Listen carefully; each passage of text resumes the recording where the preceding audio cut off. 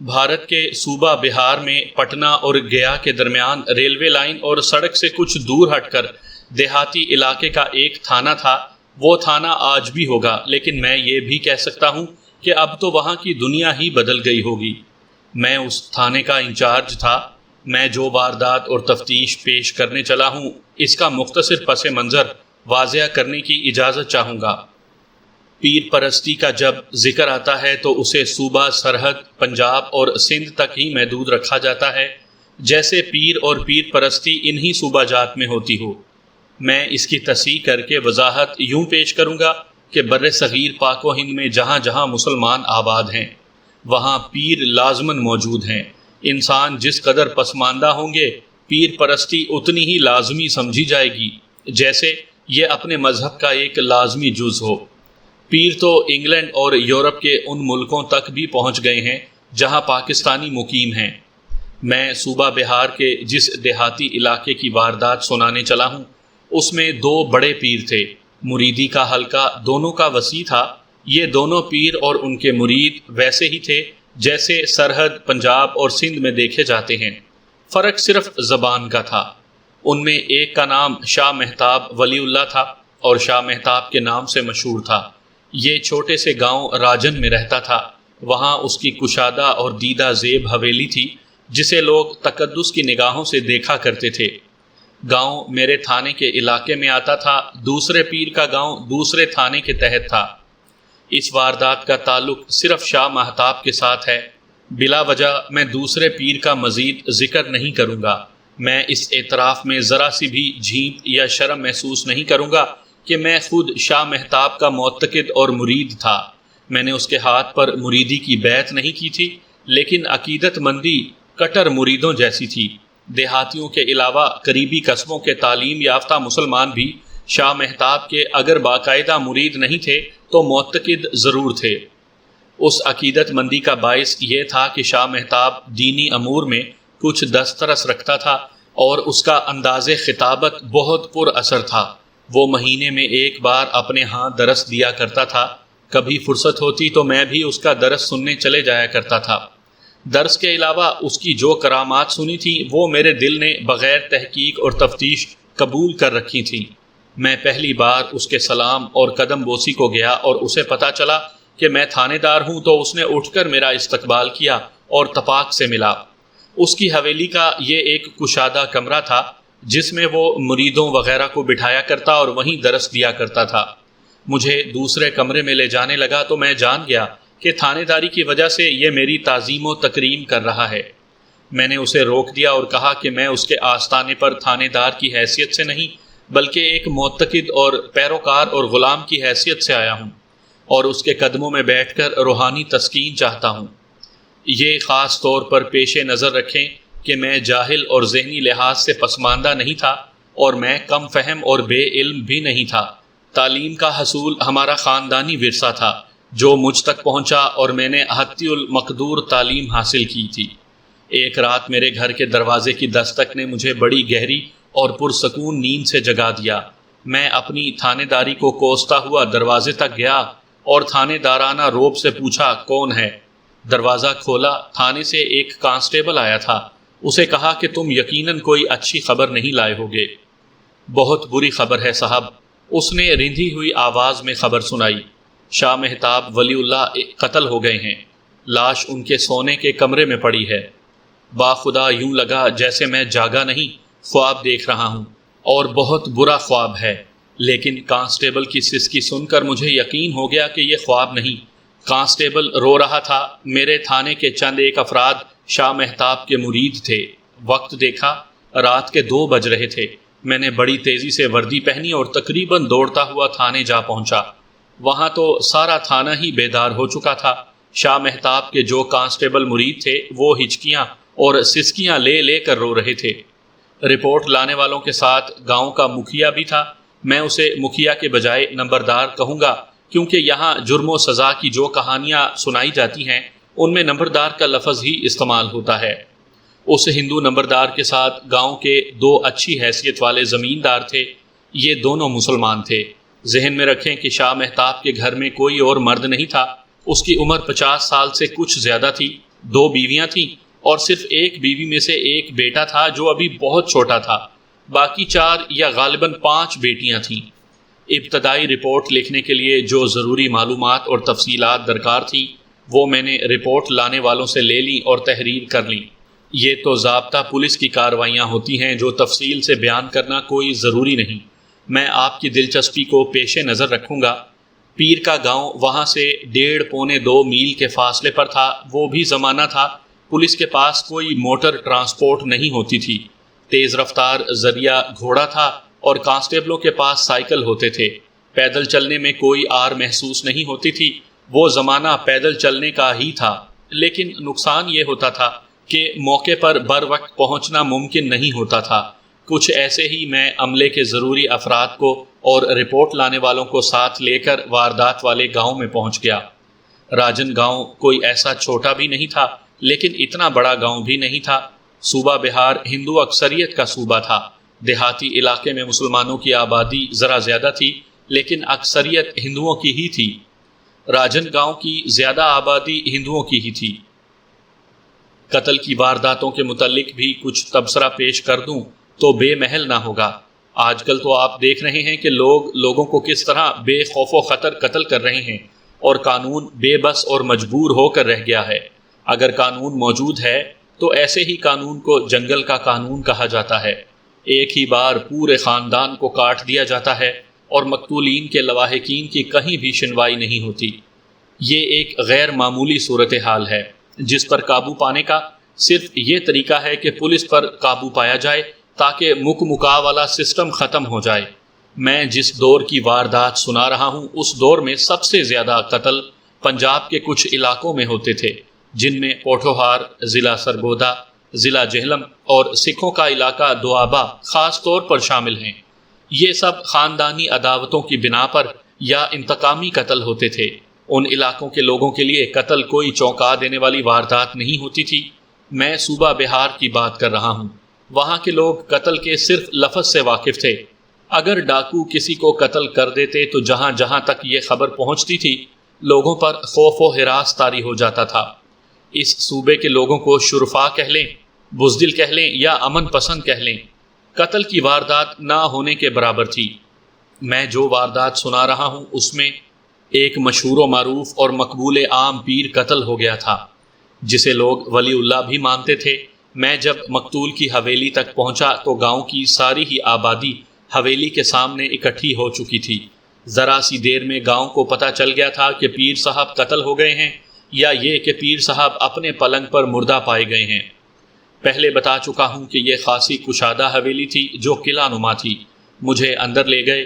میں نے ان افراد کو جو مجھے تھانے سے لائے تھے باہر ہی کھڑا کر دیا اور پیر کی دونوں بیویوں کو ساتھ لے کر اس کمرے میں گیا جس میں اس کی لاش پڑی ہوئی تھی۔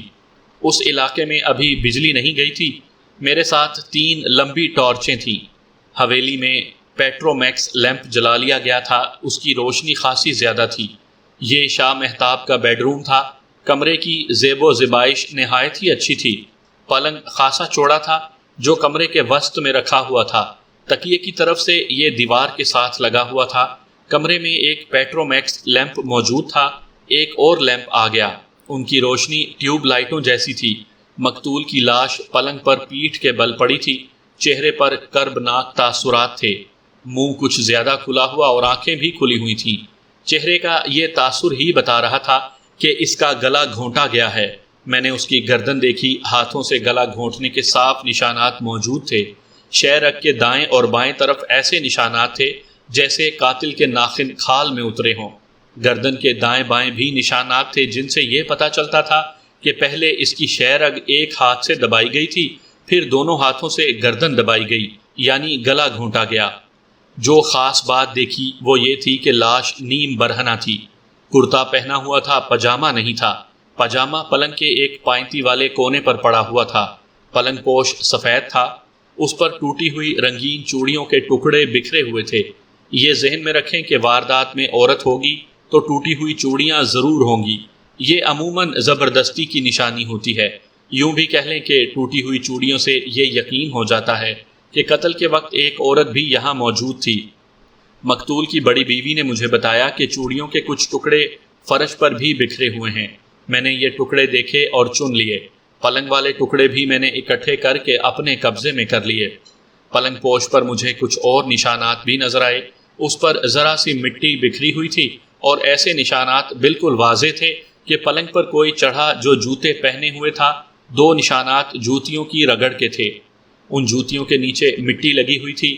میرا قیاس یا قیافہ کہتا تھا کہ قاتل جوتیاں پہنے ہوئے پلنگ پر چڑھا، سوئے ہوئے شاہ مہتاب پر بیٹھ گیا اور اس کا گلا گھونٹ دیا، لیکن چوڑیوں کے ٹکڑے بتاتے تھے کہ یہ کوئی آدمی نہیں بلکہ عورت تھی۔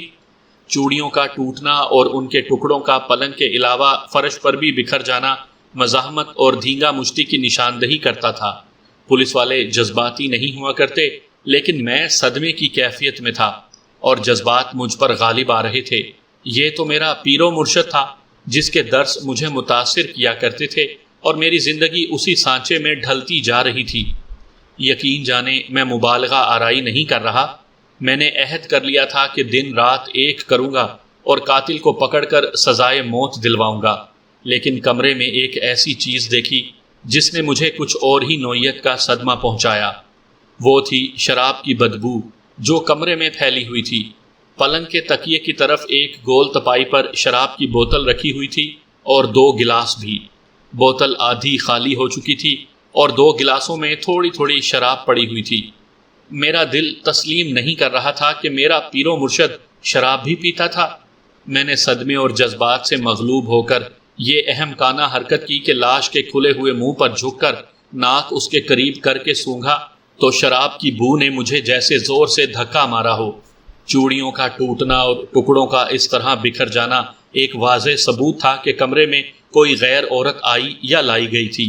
بات تو یہ بھی میرے لیے صدمے والی تھی، لیکن اپنے آپ کو میں نے یہ دھوکہ دیا کہ شاہ مہتاب کی اپنی 2 بیویوں میں سے کوئی اس کے پاس ہوگی۔ میں نے تصدیق یا تردید کی خاطر دونوں بیویوں سے پوچھا کہ آج رات دونوں میں سے کون اس کے پاس تھی۔ دونوں نے انکار میں سر ہلائے۔ 1 مہینہ ہو گیا ہے، چھوٹی بیوی نے کہا۔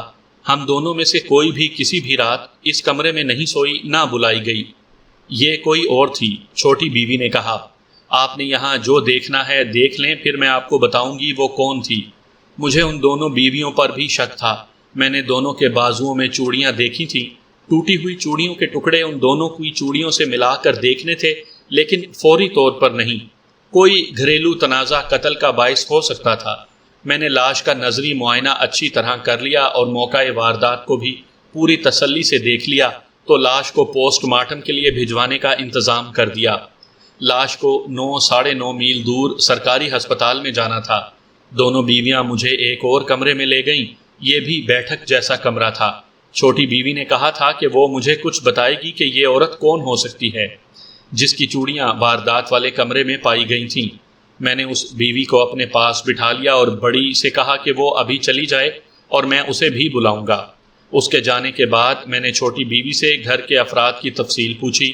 یہ تفصیل یوں تھی کہ مقتول کی ایک تو یہ بڑی بیوی تھی جسے پہلی بیوی کہہ لیں۔ اس کی عمر 45 اور 50 سال کے درمیان تھی۔ جوانی ڈھل گئی تھی اور ویسے بھی وہ واجبی سی شکل و صورت کی تھی۔ چھوٹی بیوی کی عمر 30 سال کے لگ بھگ تھی۔ یہ جوانی کا عروج تھا اور دلکش شکل و صورت والی تھی، اور جسم کے ساخت کے لحاظ سے تو اس میں ایک خاص جاذبیت تھی۔ میں نے یہ خاص بات دیکھی کہ ان دونوں بیویوں کی آنکھوں میں آنسوؤں کی ذرا سی بھی نمی نہیں تھی۔ چہروں پر اداسی کا تاثر تو تھا، لیکن ان کی کیفیت ماتمی ہرگز نہیں تھی جو جوان عورتوں کے چہروں پر آ جاتی ہے جب وہ بیوہ ہو جاتی ہیں۔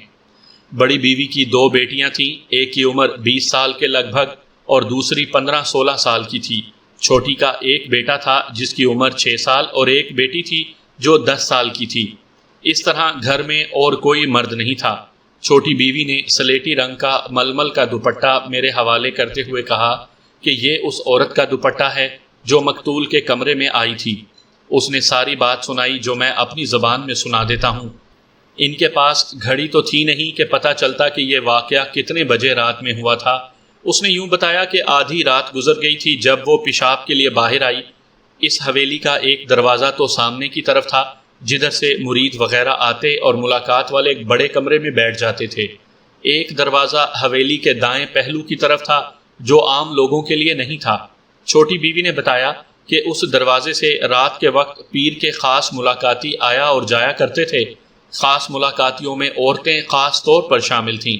چھوٹی بیوی جب مجھے یہ تفصیلات سنا رہی تھی تو میں یوں محسوس کرنے لگا تھا جیسے وہ شاہ مہتاب ولی اللہ کی اصلیت سے پردہ اٹھا رہی ہو، اور جسے میں سونا سمجھتا رہا تھا وہ پیتل یا تانبے کی شکل میرے سامنے آ رہا ہو۔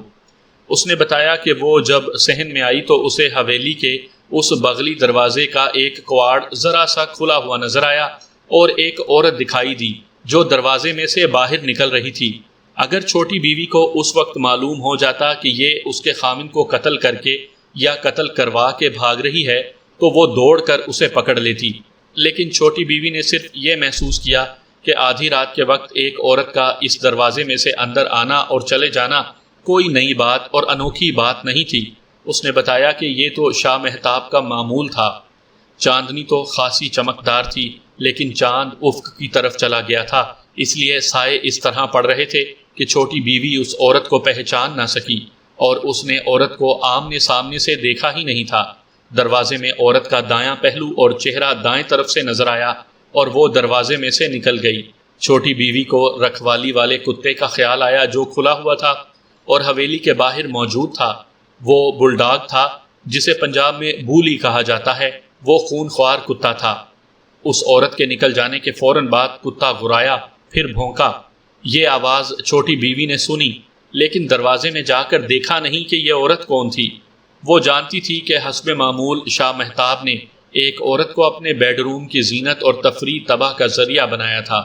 کتا جب بھونکا تو چھوٹی بیوی نے بھاگتے قدموں کی آوازیں سنی اور پھر کتے کے غرانے کی آوازیں بھی سنائی دیں۔ چند سیکنڈ بعد عورت کی چیخ سنائی دی، تب چھوٹی بیوی باہر کو دوڑی کہ وہ جو کوئی بھی ہے اسے کتے سے بچا لے۔ اس خونخوار کتے نے تو اسے چیر پھاڑ دینا تھا۔ سامعین کرام، آپ سن رہے ہیں راؤ شجاع الدین ابو بکر مرحوم کی تفتیشی داستانوں میں سے ایک اردو داستان جس کا نام ہے ٹیڑھا پاؤں سیدھے لوگ۔ یہ اس سلسلے کی پہلی قسط ہے۔ مجھے امید ہے آپ کو میری یہ کاوش پسند آئے گی۔ یہ حویلی گاؤں سے باہر تھی اور اس کے ارد گرد خالی جگہ تھی اور ذرا فاصلے سے کھیت شروع ہو جاتے تھے۔ چھوٹی بیوی باہر نکلی تو اسے 20-25 قدم دور یہ منظر نظر آیا کہ کتے نے عورت کو اگلی ٹانگیں اٹھا کر پکڑ لیا تھا۔ کتے نے اسے کاٹا بھی ہوگا اور پنجوں سے اس کی کہیں کہیں سے کھال بھی اتاری ہوگی، لیکن کتا خود ہی رک گیا اور عورت دوڑتی گئی اور حویلی کے پچھواڑے چلی گئی۔ اس جگہ درخت کچھ زیادہ تھے جن کے سائے میں کتا نظر تو آتا تھا، لیکن بہت اچھی طرح نہیں۔ صرف یہ نظر آیا کہ کتا ایک ہی جگہ ناچ کود رہا تھا۔ چھوٹی بیوی بڑی تیزی سے کتے تک پہنچی تو اس نے دیکھا کہ عورت کا دوپٹہ اس طرح کتے پر گر پڑا تھا جیسے کتا جال میں پھنس گیا ہو۔ دوپٹہ اس عورت نے دانستہ نہیں پھینکا ہوگا، بلکہ کتے نے جب اس تک پہنچ کر اس پر حملہ کیا تو اس کا دوپٹہ سرک کر کتے کے جسم اور سر پر گرا۔ یہی وجہ تھی کہ کتا رک گیا تھا اور اب وہ اپنے آپ کو دوپٹے سے آزاد کروانے کی کوشش میں تھا۔ چھوٹی بیوی نے جا کر کتے کو دوپٹے سے آزاد کیا اور اسے پٹے سے پکڑ لیا۔ چونکہ یہ کتا ان کا اپنا تھا، اس لیے وہ چھوٹی بیوی کے ہاتھ چاٹنے لگا اور پیار کی حرکتیں بھی کی۔ چھوٹی بیوی دوپٹہ ساتھ لے کر واپس آئی اور حویلی میں داخل ہو کر دروازہ بند کر دیا۔ میں نے اسے کہا کہ وہ ایسی عورت کو کتے سے بچانے کے لیے کیوں دوڑ پڑی تھی جو اس کے خامن کے بیڈ روم میں آئی تھی۔ چھوٹی بیوی نے جواب دیا کہ یہ محض انسانی ہمدردی کا جذبہ تھا۔ اس نے یہ بھی کہا کہ یہ عورت اپنے آپ ہی اس کے خامن کو خراب کرنے نہیں آئی تھی، بلکہ اس کا خامن، جسے میں اور بے شمار لوگ ولی اللہ سمجھتے تھے، عورتوں کا شکاری اور رسیہ تھا۔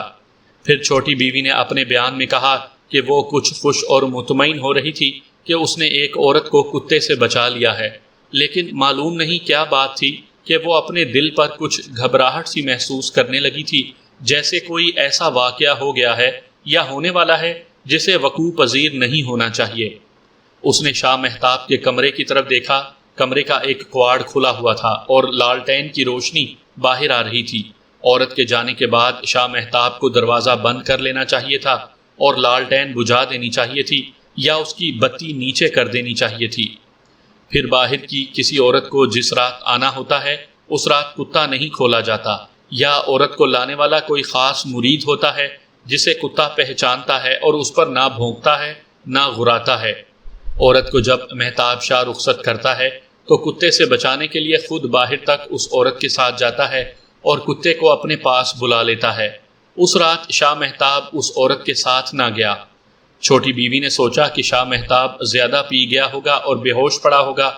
چھوٹی بیوی نے سوچا کہ ایسا بھی کبھی نہیں ہوا۔ وہ بیت الخلاء میں چلی گئی اور وہاں سے نکلی تو وہ شدت سے محسوس کرنے لگی کہ اسے دیکھ ہی لینا چاہیے کہ ابھی تک شاہ مہتاب کا دروازہ کیوں کھلا ہے اور لالٹین کیوں جل رہی ہے۔ وہ کمرے میں گئی تو شاہ مہتاب کو اس حالت میں پڑا دیکھا جو میں نے آپ کو پہلے بتایا ہے۔ چھوٹی بیوی نے اس کے سینے پر ہاتھ رکھ کر ذرا ہلایا اور آواز دی، شاہ صاحب، شاہ صاحب، لیکن شاہ صاحب اسی حالت میں پڑے رہے، منہ کھلا رہا اور آنکھیں بھی کھلی رہیں۔ چھوٹی بیوی کی چیخ نکل گئی اور اس نے بڑی بیوی کو جگایا۔ مریدوں سے ملاقات والے کمرے میں 2-3 آدمی سویا کرتے تھے۔ شاہ مہتاب خود بھی چاہتا تھا کہ 1-2 آدمی حویلی میں موجود رہنے چاہیے۔ دونوں بیویوں نے انہیں جگایا اور ان آدمیوں نے مکھیا کو بتایا اور پھر سارے گاؤں میں یہ اطلاع پہنچ گئی۔ میں نے دوپٹہ اپنے قبضے میں لے لیا اور اس برآمدگی کی کاغذی کارروائی بمائے دستخط و نشان انگوٹھا گواہان مکمل کر لی۔ آپ جرم و سزا کی جو تفتیشی کہانیاں سنتے ہیں ان میں کھوجی کا ذکر ضرور ہوتا ہے۔ کھوجی پولیس کے لیے بڑے ہی کارآمد ثابت ہوا کرتے تھے، لیکن اس علاقے کی پولیس کی یہ ایک کمزوری تھی کہ اس طرح وہاں کھوجی نہیں تھے جس طرح پنجاب میں ہوا کرتے تھے۔ ڈسٹرکٹ پولیس ہیڈ کوارٹر میں چند ایک ملازمین موجود تھے جنہیں یہ فن سکھایا گیا تھا۔ وہ اچھا خاصا تجربہ رکھتے تھے۔ ان سے ہم خاطر خواہ استفادہ حاصل کرنے سے قاصر رہ جاتے تھے، کیونکہ دور دراز تھانے تک کھوجی کو پہنچنے کے لیے وقت درکار ہوتا تھا۔ کبھی تو کھوجی اس وقت پہنچتا تھا جب کھرے یعنی نقوش پا بجھ چکے ہوتے یا مدھم پڑ گئے ہوتے تھے۔ میں اس معاملے میں خوش نصیب تھا کہ ایک پرانا ہیڈ کانسٹیبل نقوش پا دیکھنے میں خاصا تجربہ رکھتا تھا۔ یہ فن جسے کھرا اٹھانا کہتے ہیں بہت ہی مشکل اور پیچیدہ فن ہے جو صرف مشاہدے سے اور تجربے سے ہی دماغ میں بیٹھتا ہے۔ مجھے بھی اس کی کچھ سمجھ بوجھ تھی، لیکن یہ دعویٰ میں نے کبھی نہیں کیا تھا کہ میں کھرا اٹھا سکتا ہوں۔ میں نے ہیڈ کانسٹیبل کو بلایا اور اسے مقتول کی چھوٹی بیوی کا بیان سنا کر کہا کہ وہ باہر جائے اور کھرا اٹھا لائے۔ اس کے پاس ٹارچ تھی۔ میں نے اسے کہا کہ وہ ایک پیٹرومیکس لیمپ بھی ساتھ لے جائے اور ایک کانسٹیبل کو ساتھ لے لے جو لیمپ اٹھائے گا۔ اس کے ساتھ ہی میں نے دوسرا انتظام یہ کیا کہ 2 کانسٹیبلوں کو بلا کر کہا کہ وہ حویلی کے پچھواڑے اور دوسری طرف گشت کرتے رہیں اور کسی کو اس طرف نہ آنے دیں تاکہ کھرے محفوظ رہیں۔ لوگوں کا ہجوم حویلی کے سامنے کی طرف تھا۔ لاش جب پوسٹ مارٹم کے لیے چلی گئی تو اس ہجوم میں کمی آنے لگی تھی۔ میں نے مقتول کی چھوٹی بیوی کو ابھی فارغ نہیں کیا تھا۔ وہ خود بھی کچھ اور کہنے کے موڈ میں نظر آتی تھی۔ میں اس کی طرف متوجہ ہوا۔ کیا تم اپنے خاوند کے پاس آنے والی عورتوں میں سے کسی کو جانتی ہو؟ میں نے پوچھا۔ نہیں، اس نے جواب دیا۔ مریدوں کی کمی نہیں۔ کئی مرید اپنی جوان بیویوں کو، اپنی بہنوں کو اور باپ اپنی جوان بیٹیوں کو یہاں لایا کرتے تھے۔ بے اولاد عورتیں تو آتی ہی رہتی تھیں۔ ہم دونوں بیویاں جانتی ہیں یہاں کیا ہوتا رہا ہے۔ شراب تو چلتی ہی تھی اور بدکاری دن کو بھی ہوتی تھی اور رات کو بھی۔ ہمیں جرت نہیں ہوتی تھی کہ جھانک کر بھی دیکھ سکیں۔ میرے کہے پوچھے بغیر چھوٹی بیوی نے یہ سنانا شروع کر دیا کہ وہ شاہ مہتاب کے چنگل میں کس طرح آئی تھی۔ تفتیش میں اس کی ضرورت تو نہیں تھی، لیکن میں نے اسے بولنے دیا۔ اس سے میں کچھ فائدہ حاصل کر سکتا تھا۔ وہ اس طرح کہ وہ بولتی چلی جاتی اور میں انہماک اور ہمدردی سے سنتا رہتا تو میرے ساتھ بے تکلف ہو جاتی۔ پھر توقع رکھی جا سکتی تھی کہ اس کی زبان سے کوئی کارآمد بات نکلے گی۔ اس نے بتایا کہ 11-12 سال پہلے جب اس کی عمر 16-17 سال تھی تو یہ اپنی بڑی بہن کے ساتھ شاہ مہتاب کے پاس آئی تھی۔ آنے کی وجہ یہ تھی کہ اس کی بڑی بہن کی شادی ہوئے 4 سال گزر گئے تھے اور ابھی اولاد نہیں ہوئی تھی۔ اس کی بہن کی ساس اسے شاہ مہتاب کے پاس لاتی تھی اور پھر یہ چھوٹی بیوی بہن کے ساتھ آتی رہی۔ شاہ مہتاب نے دیکھا کہ یہ تو نوخیز اور خاصی خوبصورت لڑکی ہے تو شاہ مہتاب نے اس کے باپ کو بلا کر کہا کہ اگر وہ چاہتا ہے کہ اس کی بڑی بیٹی کی اولاد ہو جائے اور وہ طلاق سے یا سسرال کے تانوں سے بچی رہے تو چھوٹی بیٹی اس کے ساتھ بیاہ دی جائے۔ میں جانتا ہوں کہ شاہ مہتاب نے کس جلالی کیفیت میں اور کیسے انداز سے اس لڑکی کے باپ کو ہراساں اور متاثر کیا ہوگا۔ باپ نے اس نخیز دوشیزہ کو شاہ مہتاب کے ساتھ بیاہ دیا۔ اس وقت شاہ مہتاب کی عمر 40 سال سے تجاوز کر گئی تھی۔ پہلی رات شاہ مہتاب نے خود تو شراب پی ہی رکھی تھی، اس لڑکی کو بھی مجبور کرنے لگا کہ یہ بھی شراب پیے۔ لڑکی نے انکار کر دیا۔ کچھ دنوں بعد شاہ مہتاب نے اسے زبردستی شراب پلا دی۔ میں آپ کو یہ ساری تفصیلات نہیں سناؤں گا۔ سنانے والی بات یہ ہے کہ بڑی بیوی یعنی پہلی بیوی کا رویہ اس چھوٹی بیوی کے ساتھ سوکنوں والا ہونا چاہیے تھا، لیکن اس بھلی عورت نے اسے گلے لگا لیا اور کہا کہ ہم اس کی قیدی ہیں اور وہ کتنا ہی کیوں نہ تڑپے، اس سے مار پٹائی کروا سکتی ہے، آزاد نہیں ہو سکتی۔ چھوٹی بیوی نے مجھے سنایا کہ اسے شاہ مہتاب نے صرف 2 مہینے اپنے ساتھ اس طرح رکھا جیسے اس پر مر مٹا ہو، پھر اس سے نظریں پھیر لیں اور اپنی ڈگر پر چل پڑا۔ چھوٹی بیوی کو پہلی بار پتا چلا کہ رات اس کے خاوند کے پاس ایک غیر عورت آئی تھی تو اس نے شاہ مہتاب سے گلا شکوہ کیا۔ شاہ مہتاب نے اسے بری طرح ڈانٹ پلا دی اور یہ دبک گئی۔ آخر نوجوان لڑکی تھی اور خاوند کو اپنا رفیق سمجھتی تھی اور اس خوش فہمی میں مبتلا ہو گئی تھی کہ یہ خاوند اس کی ذاتی ملکیت ہے۔ ایک بار پھر اس نے شاہ مہتاب سے باز پرس کی کہ گزشتہ رات وہ کون تھی جو آئی تھی۔ شاہ مہتاب نے اسے ایک تھپڑ منہ کے ایک طرف اور دوسرا دوسری طرف مار کر کہا کہ پھر کبھی زبان کھولی تو شہر کے کنجروں کے پاس بھجوا دوں گا اور چکلے میں بوڑھی ہو کر مرو گی۔ اس کے بعد کبھی 5ویں 6 مہینے شاہ مہتاب اسے اپنے بیڈ روم میں بلا لیتا اور اس کے ساتھ اس کا رویہ ایسا ہوتا جیسے یہ اس کی بیوی نہیں بلکہ زر خرید لونڈی ہو۔